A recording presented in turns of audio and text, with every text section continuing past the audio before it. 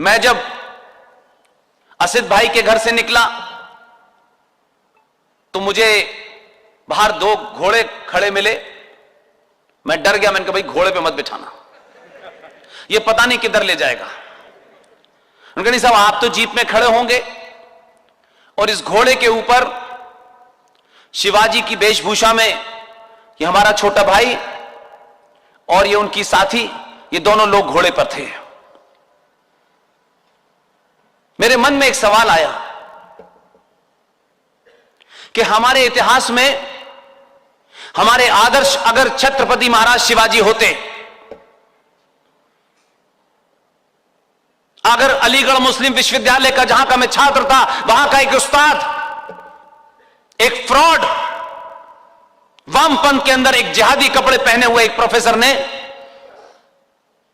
भारत के पहले जाहिल इलिटरेट एक मक्कार मुसलमान जो भारत का पहला शिक्षा मंत्री बना,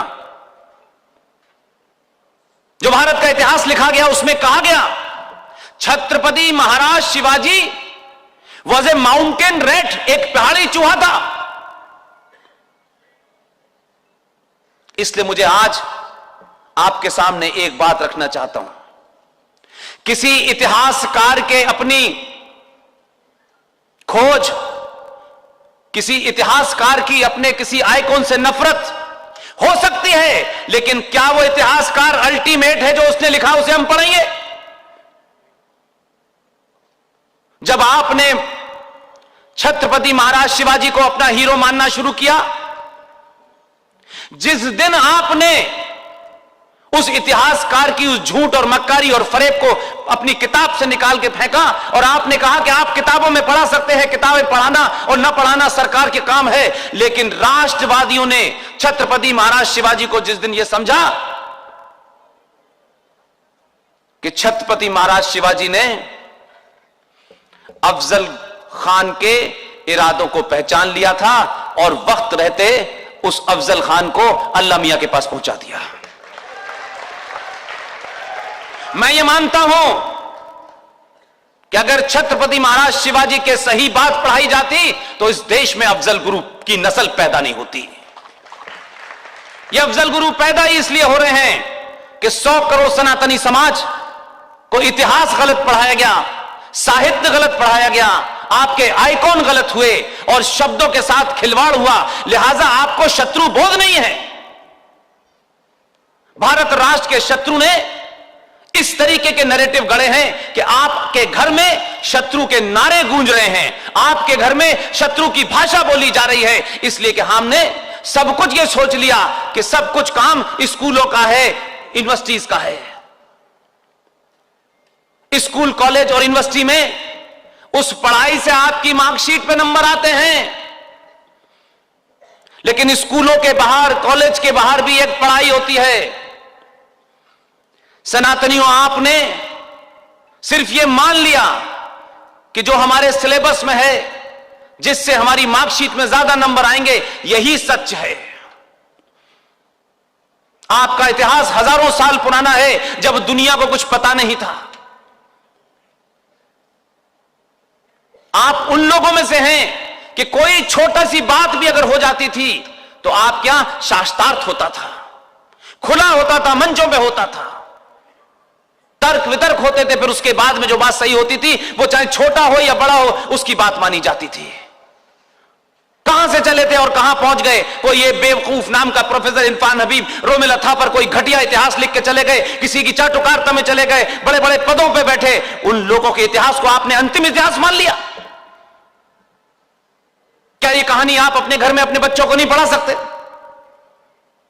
शिवाजी के साथ क्या हुआ, सुभाष चंद्र बोस के साथ क्या हुआ और सरदार पटेल के साथ क्या हुआ?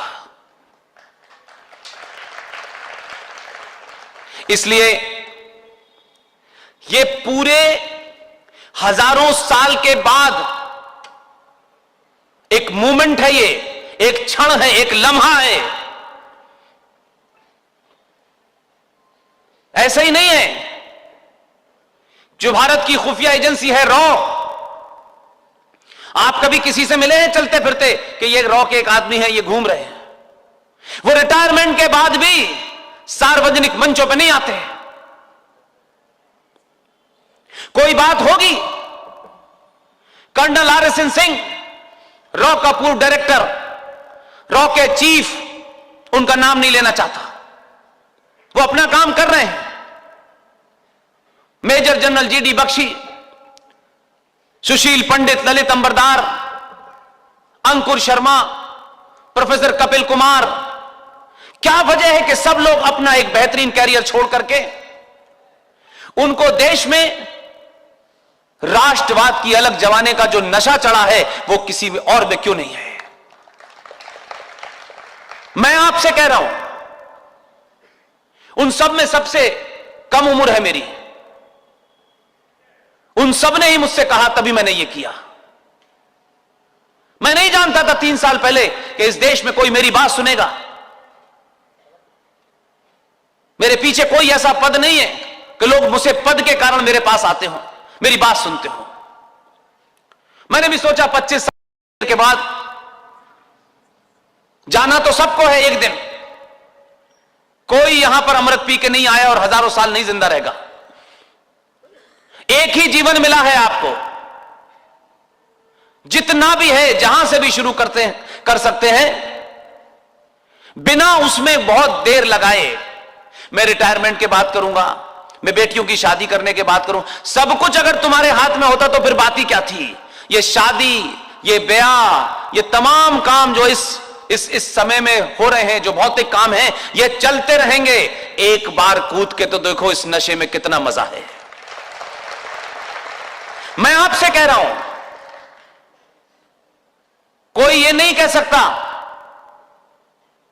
कि जिस फील्ड में मैं था मैंने कोई आधी अधूरी जिंदगी जी। जितने भी बड़े और छोटे अखबार चैनल थे, यहां के और वहां के, सब में नौकरी की। एक यकायक लगा कि जो कुछ देखा है पास से, जो कुछ मैं देख पा रहा हूं, जो शायद बहुत से लोग नहीं देख पा रहे हैं, मुझे उनसे अपनी बात साझा करनी है। इसीलिए सब कुछ छोड़ने के बाद, आप यकीन मानिए 3 दिन पहले मैं अभी घर लौटा हूं और यहां से जाऊंगा, फिर वापस आना है मुझे 1 दिन के बाद।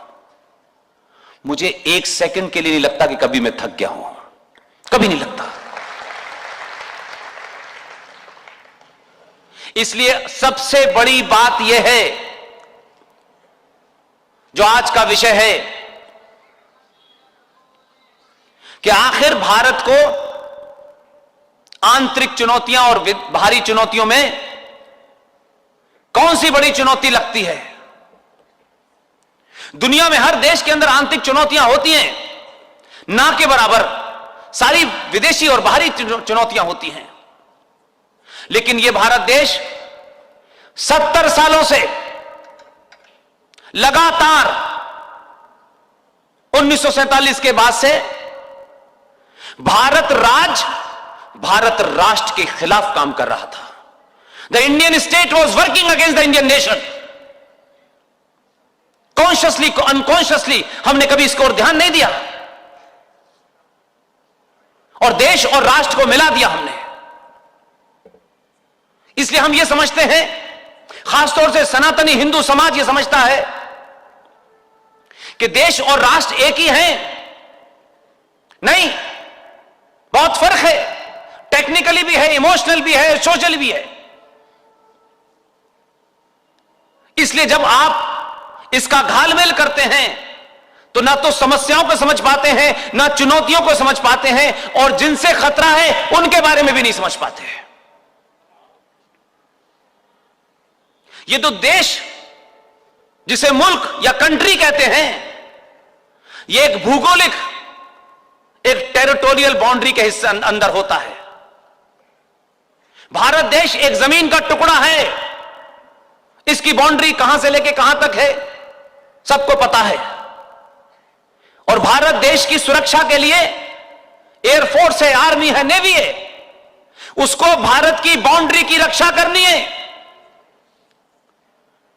और यह देश कैसे चले, इस के लिए एक सरकार है, उस सरकार की प्रणाली लोकतंत्र के माध्यम से सरकार चुनी जाती है, उसमें एक संसद है, उसमें एक विधायिका है, उसमें पुलिस है, उसमें शिक्षा का अलग यूजीसी है।